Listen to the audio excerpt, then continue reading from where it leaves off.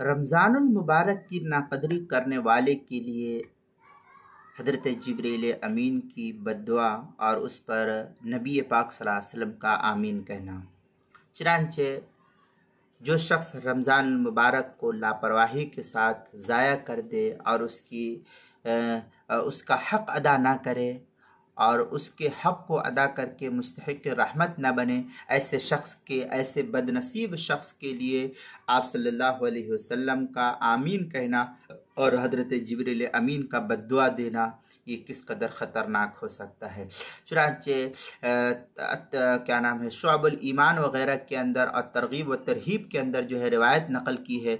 अन कअब बिन उजरता अनकाब बिन उजरत रज़ियल्लाहु ताला अन्हु क़ाल रसूलुल्लाह सल्लल्लाहु अलैहि वसल्लम उहज़ुरुल मिंबरा फ़हज़रना फ़लम्मा इर्तक़ा दरजतन क़ाल आमीन फ़लम्मा इर्तक़ा अद-दरजत अस-सानियत क़ाल आमीन फ़लम्मा इर्तक़ा अद-दरजत अस-सालिसत क़ाल आमीन फ़लम्मा नज़ला क़ुलना या रसूलल्लाह सल्लल्लाहु अलैहि वसल्लम लक़द समिअना मिनकल यौम शैअन मा कुन्ना नुस्मिउहु क़ाल इन्न जिब्राईल अलैहिस्सलातु वस्सलाम अरद ली फ़क़ाल बअदु मन अदरक रमज़ान फ़लम युग़फ़र लहु क़ुल्तु आमीन फ़लम्मा रक़ीतु सानियत क़ाल बअदु मन ज़ुकिरत इंदहु फ़लम युसल्ली अलैका फ़क़ुल्तु आमीन फ़लम्मा रक़ीतु सालिसत क़ाल बअदु मन अदरक अबवैहिल किबरा इंदहु औ अहदुहुमा फ़लम युदखिलाहुल जन्नत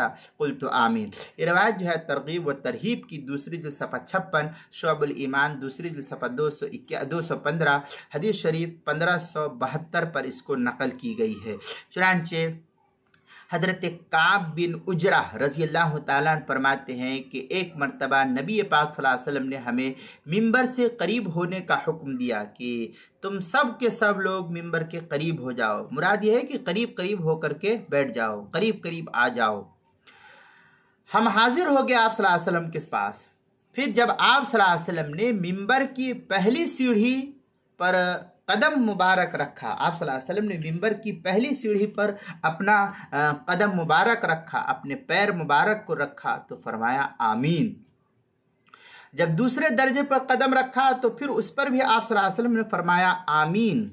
जब तीसरे दर्जे पर तीसरी सीढ़ी पर कदम रखा तो फरमाया आमीन। सहाबा कहते हैं कि हमने अर्ज किया, या रसूलुल्लाह, आज हमने आपसे एक ऐसी नई बात सुनी है जो पहले आपसे कभी भी नहीं सुनी थी। आप हमेशा मिंबर पर तशरीफ फरमा होते, लेकिन कभी हमने ऐसी बात नहीं सुनी है जो आज सुनी है। तो उस पर नबी पाक सल्लल्लाहु अलैहि वसल्लम ने फरमाया कि जब पहले दर्जे पर मैंने कदम रखा, पहला दर्जा यानी पहली सीढ़ी पर कदम रखा, मिंबर की पहली सीढ़ी पर कदम रखा, तो उस वक्त हजरत जिब्रील अमीन आए थे और उन्होंने ये बद्दुआ की थी कि वो शख्स हलाक हो जिसे रमज़ान का मुबारक महीना मिले फिर भी उसकी मग़फ़िरत ना हो। तो मैंने कहा आमीन। कितनी बड़ी बद्दुआ दी है, अल्लाह हम सब की हिफाजत फरमाए। फिर जब दूसरे दर्जे पर कदम रखा यानी दूसरी सीढ़ी पर कदम रखा तो उन्होंने कहा कि वो शख्स बर्बाद हो जिसके सामने आप सल्लल्लाहु अलैहि वसल्लम का जिक्र मुबारक किया जाए और वह आप सल्लल्लाहु अलैहि वसल्लम पर दरूद पाक को ना भेजे। तो मैंने कहा आमीन। फिर जब मैं तीसरे दर्जे पर कदम रखा, तीसरी सीढ़ी पर कदम बढ़ाया, तो उस वक्त तीसरे दर्जे पर जब कदम रखा तो हजरत जिब्रील अमीन अलैहिस्सलाम ने कहा कि वो शख्स भी हलाक हो जो अपनी जिंदगी में अपने वालिदैन या उन दोनों में से एक को बुढ़ापे के जमाने में पाए और वो उसे जन्नत में दाखिल ना कराए। तो मैंने कहा आमीन। ये तीन बद्दुआ हजरत जिब्रील अमीन की थी। अव्वलन तो हजरत जिब्रील का बद्दुआ देना ही इंसान की हलाकत और बर्बादी के लिए काफ़ी था, लेकिन उस पर फिर नबी पाक सल्लल्लाहु अलैहि वसल्लम का आमीन कह देना ये इस बद्दुआ को और मुअक्कद कर देता है। चुनांचे अफसोस है कि आज रमज़ान मुबारक की कदरदानी में बड़ी हमसे कोताहियाँ हो रही है। हम मुसलमानों से बहुत ज़्यादा कमी और कोताही पाई जा रही है। इसका इजहार करते हुए बड़ी शर्म आती है आज हमारे मुआशरे के अंदर कि कहा किसको जाए, किस तरीके से कहा जाए।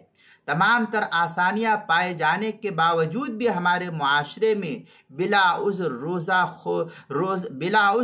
रोज़ा खोरों की एक बड़ी तादाद पाई जाती है और बतौर ख़ास नौजवान तबकों में ये जो है ये बुराई पाई जा रही है। नौजवान तबका रोज़ा नहीं रखता है।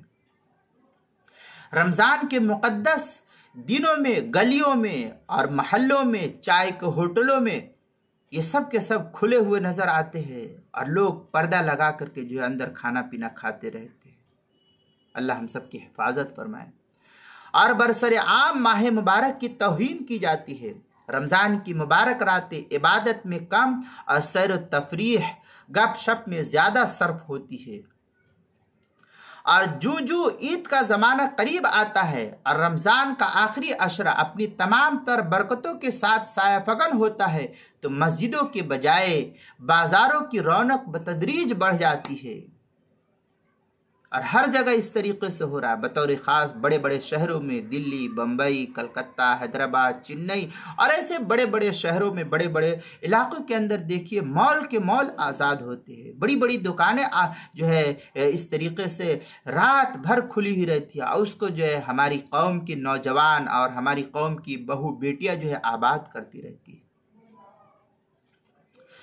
मस्जिदों के बजाय बाजारों की रौनक बतदरीज बढ़ती चली जाती है और क्या मर्द है, क्या औरतें हैं, क्या बच्चे हैं, क्या बूढ़े हैं, क्या जवान है, क्या पढ़ा लिखा तबका है, क्या अनपढ़ है, जाहिल, सब जो है इसके अंदर मशगूल है। जवान हो, बूढ़ा हो, सब रमजान की बरकतों को समेटने के बजाय ईद की तैयारियों में मदहोश हो जाते हैं। शहरों में हो, देहातों में हो, यही माहौल हर जगह उमूमी तौर पर नजर आता है। ये बात बहुत काबिल तवज्जो है जिस पर हमें गौर फिक्र करने की ज़रूरत है।